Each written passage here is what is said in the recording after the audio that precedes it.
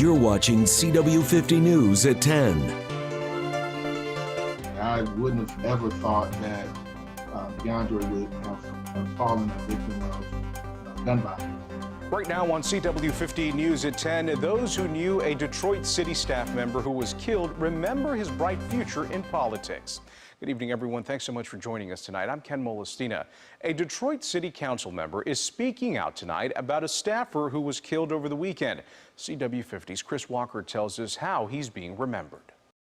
A brilliant mind gone too soon. That's how 30-year-old DeAndre Watson is being remembered by his District 1 team. For people who didn't really know him very well, he seemed very stoic, very quiet. Once you peel back that layer, or once he allowed that layer to be peeled back, you realize you have someone who was creative, smart, funny, intelligent. Westland police say Watson was found dead in his car here at the Willow Creek Apartments early Sunday morning in what appears to be an apparent murder-suicide.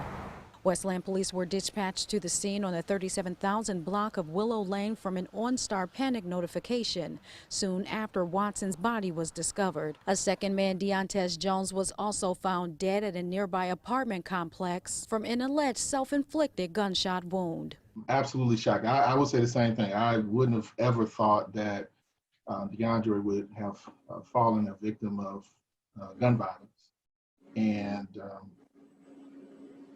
I just talked to him on Friday. And the last thing we talked to each other about, we said to each other, is be safe. Watson worked in Detroit City Council member James Tate's office for 8 years as a policy analyst, gaining the respect of his peers in city government. A great young man, a great leader. Who had limitless potential when we start talking about his contributions to society.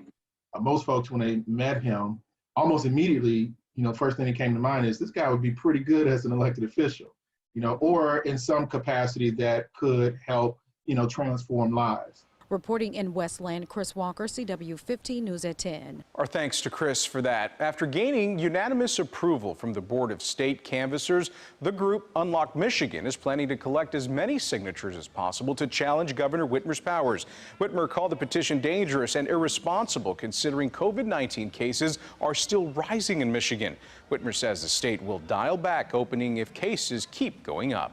Detroit has now opened 5 cooling centers amid the extreme heat. Those include the Adams-Butzell Recreation Complex, the Crowell Recreation Center, Farwell Recreation Center, and the Kameni Recreation Center, as well as the Patton Recreation Center, too. The facilities are open today through Thursday from noon until 8 o'clock. A mask must be worn while inside to protect against the coronavirus. Other parts of the country are seeing the hottest temperatures so far this summer, including in Michigan. Here's meteorologist April Moss with a look at the weather across the metro area. Thanks, Ken. Well, today was extremely hot. We were under a heat advisory, which does continue into your overnight hours and expires tomorrow morning at 8 a.m. Then an excessive heat watch continuing for all of Metro Detroit through Friday morning, and we're really going to see temperatures continue to be fairly oppressive with dew point values in the upper 60s. Plenty of sunshine today. A little bit earlier, portions of Metro Detroit did see some scattered showers. Again, it did not help with humidity at all, and by 1 o'clock today, most of Metro Detroit was already in the low 90s. And so this pattern of excessive heat is going to continue, with tonight's temperatures staying very warm in the low 70s, and we are going to see clear skies in your overnight hours.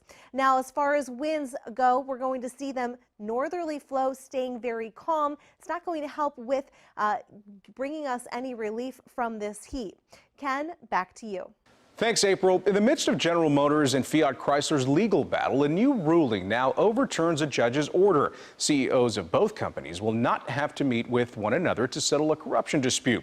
GM is suing FCA, claiming the automaker corrupted the bargaining process of union workers, costing GM billions of dollars. The lawsuit is connected to the UAW corruption scandal. The FDA is giving out a new warning about several toxic hand sanitizers, including Grupo Insama's hand sanitizer and TransLiquid Technologies' Mystique Shield Protection hand sanitizer. These products contain methanol, which can be toxic when absorbed through the skin or ingested, according to the FDA. Symptoms include nausea, vomiting, and headaches. For a complete list of toxic hand sanitizers, visit fda.gov. Well, here's where Michigan stands today with coronavirus cases. The state currently has over 66,000 cases of COVID-19 and over 6,000 deaths. And this includes over 11,000 cases in Detroit and over 1,400 deaths.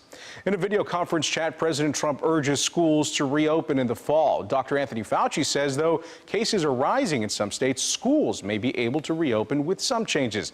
From Washington, D.C. now, here's Skylar Henry with more. During a roundtable discussion at the White House, the president backed up his calls for students to return to the classroom this fall. We're very much going to put pressure on governors and everybody else to open the schools. It's very important for our country. It's very important for the well-being of the student and the parents. But during a remote House committee hearing, the head of the nation's largest teachers union said the race to return lacks the proper plan to keep students and educators safe. We've got millions now facing overcrowded classrooms, trying to figure out how do you make that work coming back. The nation's top infectious disease expert, Dr. Anthony Fauci, agrees with the president in that students should be back in school.